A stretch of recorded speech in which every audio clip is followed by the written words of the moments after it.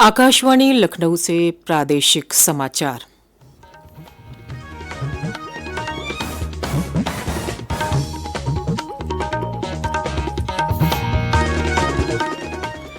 मुख्य समाचार। लोकसभा चुनाव के तीसरे चरण के लिए प्रदेश की 10 संसदीय सीटों पर आज शांतिपूर्ण ढंग से मतदान संपन्न। शाम 5 बजे तक 55.13% हुआ मतदान। छठे चरण में प्रदेश की 14 सीटों के लिए दाखिल नामांकन पत्रों की आज हुई जांच। 7वें चरण के लिए प्रदेश की 13 सीटों पर नामांकन हुआ शुरू। प्रदेश में चुनाव प्रचार हुआ तेज। भाजपा के वरिष्ठ नेता और मुख्यमंत्री योगी आदित्यनाथ ने मिश्रिख, सपा प्रमुख अखिलेश यादव ने इटावा और बसपा सुप्रीमो मायावती ने खीरी में जनसभा को किया संबोधित। और प्रदेश के कई जिलों में मौसम बदलने से लोगों को गर्मी से मिली राहत। मौसम विभाग के मुताबिक पूर्वी उत्तर प्रदेश में अगले 4 दिनों तक आंधी चलने की आशंका। नमस्कार, प्रदेश के समाचारों के साथ मैं मनीषा पाठक। अब समाचार विस्तार से। लोकसभा चुनाव के तीसरे चरण में प्रदेश की 10 लोकसभा सीटों संभल, हाथरस, आगरा, फतेहपुर सीकरी, मैनपुरी, फिरोजाबाद, एटा, बदायूं, आंवला और बरेली में आज मतदान शांतिपूर्वक संपन्न हो गया। 10 लोकसभा सीटों के 20,415 मतदान केंद्रों पर मतदान सुबह 7 बजे से शुरू होकर शाम 6 बजे तक चला। प्रदेश के मुख्य निर्वाचन अधिकारी नवदीप रेणुआ ने बताया कि शाम 5 बजे तक 55.13% मतदान हुआ। उन्होंने बताया कि शाम 5 बजे तक सबसे अधिक संभल में 61% के करीब मतदान और सबसे कम आगरा में 51% के करीब मतदान की सूचना है। आगरा से हमारे प्रतिनिधि सज्जन सागर से जानते हैं कि वहां क्या माहौल रहा। सज्जन, आप लाइन पे हैं?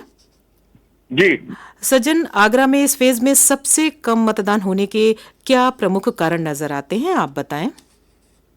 देखिए, बिल्कुल आज 18वीं लोकसभा गठन के लिए तीसरे चरण का चुनाव आज कड़ी सुरक्षा व्यवस्था के बीच शांतिपूर्ण तरीके से 6 बजे संपन्न हो गया है।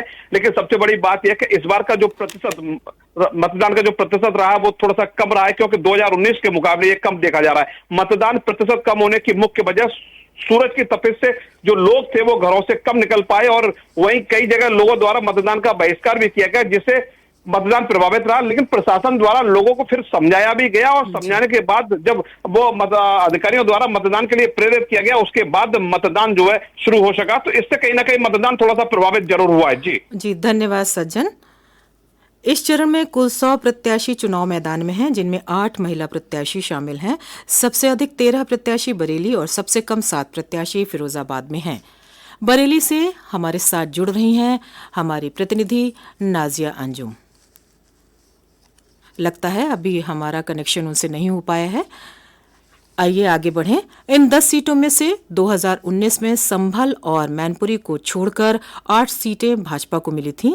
सभी की निगाहें फिरोजाबाद, बदायूं और मैनपुरी सीटों पर हैं, जहां समाजवादी पार्टी प्रमुख अखिलेश यादव के परिवार के 3 सदस्य अपनी किस्मत आजमा रहे हैं। वहीं आगरा सीट से केंद्रीय मंत्री एसपी सिंह बघेल चुनाव मैदान में हैं। लोकसभा चुनाव के 5वें चरण में प्रदेश की 14 सीटों पर कुल 144 प्रत्याशी मैदान में हैं। नाम वापसी के अंतिम दिन कल 3 प्रत्याशियों ने अपने नाम वापस लिए। इसी प्रकार लखनऊ पूर्व विधानसभा उपचुनाव के लिए नाम वापसी के अंतिम दिन कल 2 प्रत्याशियों ने अपने नाम वापस लिए। इसके बाद लखनऊ पूर्व विधानसभा उपचुनाव में अब 4 प्रत्याशी चुनाव मैदान में बचे हैं। 5वें चरण की 14 संसदीय सीटों मोहनलालगंज, लखनऊ, रायबरेली, अमेठी, जालौन, झांसी, हमीरपुर, बांदा, फतेहपुर, कौशाम्बी, बाराबंकी, फैजाबाद, कैसरगंज और गोंडा समेत लखनऊ पूर्व विधानसभा उपचुनाव के लिए 20 मई को मतदान होगा। बरेली से हमारी प्रतिनिधि नाजिया अंजुम से हमारी लाइन जुड़ चुकी है। आइए बात करते हैं नाजिया से। नाजिया, आप लाइन में हैं? हेलो नाजिया। हेलो। हाँ जी नाजिया, आप बताइए, बरेली में लोगों में मतदान के लिए कितना उत्साह नजर आया?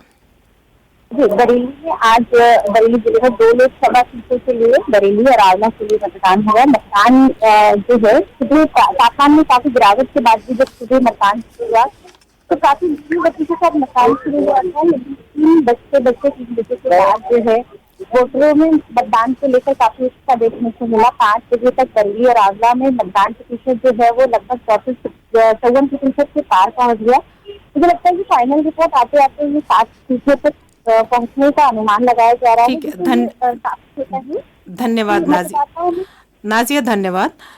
छठे चरण में प्रदेश की 14 सीटों के लिए दाखिल कुल 296 प्रत्याशियों के नामांकन पत्रों की आज जांच की गई। नामांकन के अंतिम दिन कुल 123 प्रत्याशियों ने नामांकन दाखिल किया।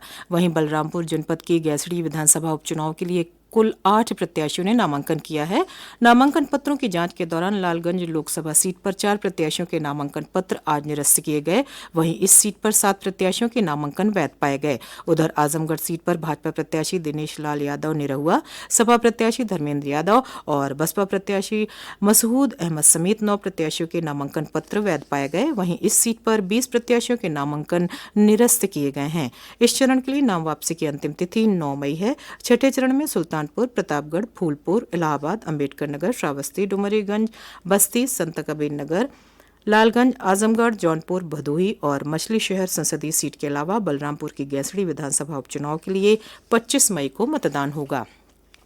लोकसभा चुनाव के 7वें और अंतिम चरण के लिए प्रदेश की 13 सीटों पर नामांकन प्रक्रिया आज से शुरू हो गई। नामांकन के पहले दिन कुशीनगर संसदीय सीट से भाजपा प्रत्याशी वर्तमान सांसद विजय कुमार दुबे ने आज अपना पर्चा दाखिल किया। मिर्जापुर में अपना दल कमेरावादी प्रत्याशी दौलत सिंह ने आज अपना नामांकन पत्र जमा किया और 32 लोगों ने नामांकन पत्र खरीदे। इसके अलावा मऊ की घोसी लोकसभा सीट के लिए 7 और महाराजगंज संसदीय सीट के लिए 6 नामांकन पत्र खरीदे गए। वाराणसी संसदीय सीट पर आज 2 प्रत्याशियों ने नामांकन किया और 12 लोगों ने नामांकन पत्र खरीदे। इस चरण के लिए 14 मई तक नामांकन पत्र दाखिल किए जा सकेंगे। 15 मई को नामांकन पत्रों की जांच होगी। नामांकन वापसी की आखिरी तारीख 17 मई है। इस चरण में महाराजगंज, गोरखपुर, कुशीनगर, देवरिया, बांसगांव, घोसी, सलेमपुर, बलिया, गाजीपुर, चंदौली, वाराणसी, मिर्जापुर और रॉबर्ट्सगंज लोकसभा क्षेत्रों के लिए 1 जून को मतदान होगा। ये समाचार आप आकाशवाणी लखनऊ से सुन रहे हैं। लोकसभा चुनाव के चौथे और 5वें चरण के लिए चुनाव प्रचार तेज हो गया है। भाजपा के वरिष्ठ नेता और मुख्यमंत्री योगी आदित्यनाथ ने भाजपा प्रत्याशियों के समर्थन में आज मिश्रिख, सीतापुर और बहराइच में जनसभा की। श्री योगी ने कहा कि पिछले 10 वर्षों में दुनिया ने बदले हुए भारत की तस्वीर देखी है। उन्होंने कहा कि पिछले 10 वर्षों में केंद्र सरकार ने बिना भेदभाव सभी का जीवन बेहतर करने का काम किया है। केंद्र की नरेंद्र मोदी सरकार की उपलब्धियों को गिनाते हुए श्री योगी ने कहा कि आज भारत बदल गया है और इसका श्रेय आम लोगों को जाता है। जब जनता एक सशक्त सरकार चुनती है तो देश के विकास को गति मिलती है। उन्होंने कहा कि ये चुनाव विकसित भारत के लिए है। सपा प्रमुख अखिलेश यादव ने आज अकबरपुर, इटावा और उन्नाव में पार्टी प्रत्याशियों के समर्थन में जनसभा को संबोधित किया। सपा प्रमुख ने भारतीय जनता पार्टी पर किसान विरोधी होने का आरोप लगाते हुए कहा कि सरकार ने अपना कोई भी वादा पूरा नहीं किया है। श्री यादव ने वादा किया कि सरकार में आने पर वो किसानों का कर्ज माफ करेंगे, साथ ही नौजवानों को पक्की नौकरी दिलवाएंगे।